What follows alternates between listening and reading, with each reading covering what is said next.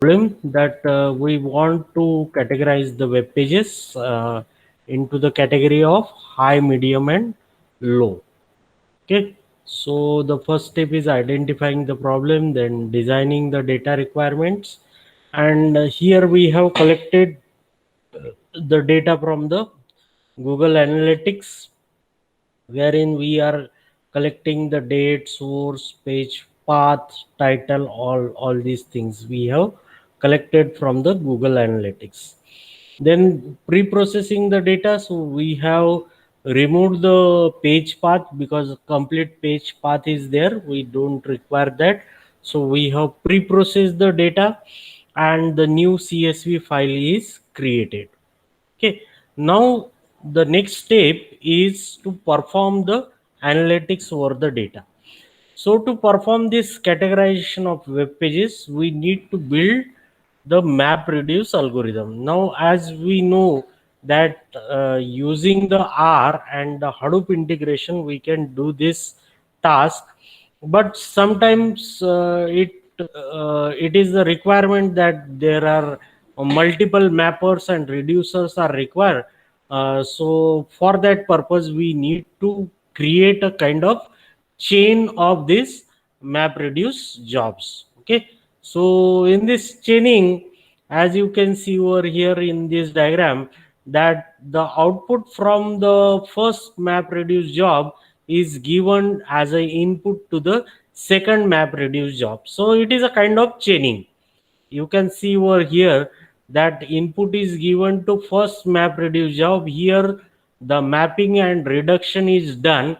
Okay, once the mapping and reduction is done, the output is getting created, and that necessarily that output would be in the key value format.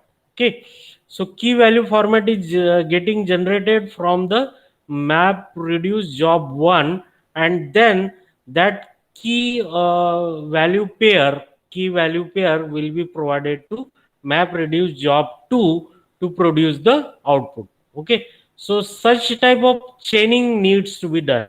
Okay, so in case of chaining map reduce job, multiple mappers and reducers are communicating in a way that output of the first job can be assigned to the second job as a input. Okay, so its output is getting connected as a input over here, and this map reduce execution sequence can be described as a chaining of map reduce. Okay, so chaining of map reduce मतलब क्या होगा, simply the map reduce job 1 ये जो की value produce करेगा, that will be provided as an input to the another map reduce job. Okay, so in this way kind of chain is getting created.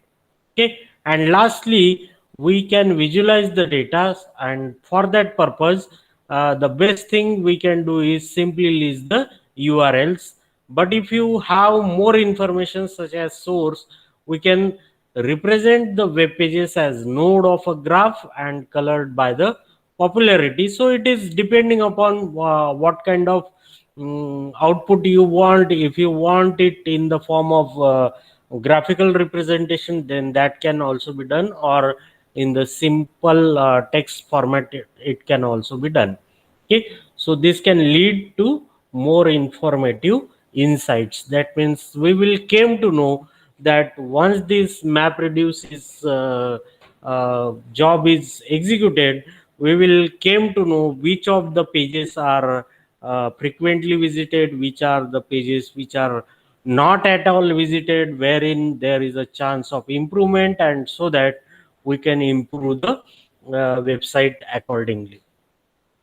The next problem that we are going to discuss today is regarding the frequency of stock market change. Okay, so basically what we are trying to do, we are trying to measure how many number of times particular how frequently the changes are happening.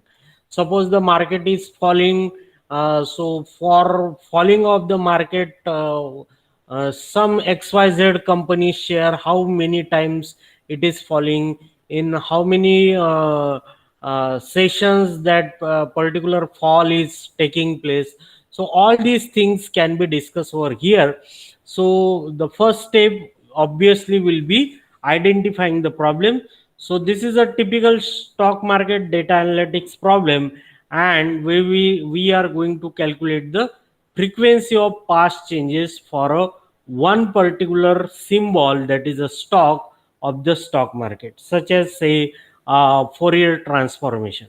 Okay, so based on this information, the investor can get more insights on changes of the different time periods. So depending upon the particular requirement of the user, we can provide this particular analysis, and we here we are going to analyze only one symbol, that is your Fourier transformation. But all these type of Sharpe ratio and alpha beta, all these stock market symbols can be analyzed using this type of analytics. So what we are going to see over here, suppose I am taking only one stock, say Yahoo Finance, and then we are going to calculate, say, open, high, close, low. All these are the data available with us on the particular date. Then we are going to calculate the frequency, that means how many times, say 20 times the stock market has given the negative 0.1 return, or it has fall negatively to 0.1%. And likewise here you can see this is what we are expecting. That means once I provided this data, what I am expecting this type of change. Now once I got this type of table, what is the advantage of getting this type of table is, the biggest advantage is that I will be able to find out the trend. Okay, and in stock market always keep in mind that it is the only thing, that is the trend that matters a lot. Okay, so ये अगर stock market है तो ये जो trend है, ये upward trend है या the trend is a downward trend, that matters a lot. So because of this we can get some analytics regarding whether the particular stock is having a uptrend or downtrend. Okay, then we need to collect the data for this. So we are going to use the particular stock market information, and to retrieve this data we will use the Yahoo API with the following parameters. So you have the month, date, year, month, today. All these things can be retrieved from the Yahoo API.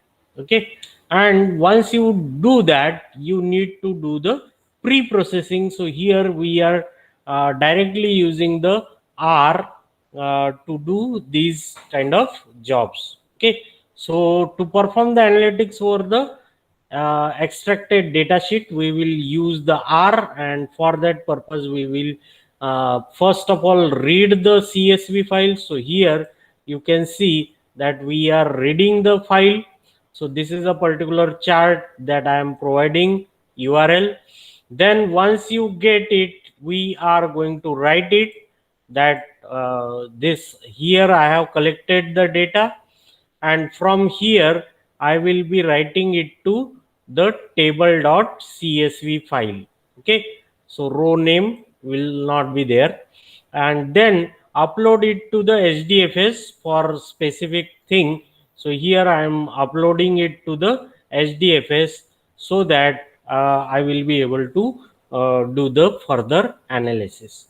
Okay, now the main task begins over here. To perform the data analytics operation, we will use the streaming with R and Hadoop.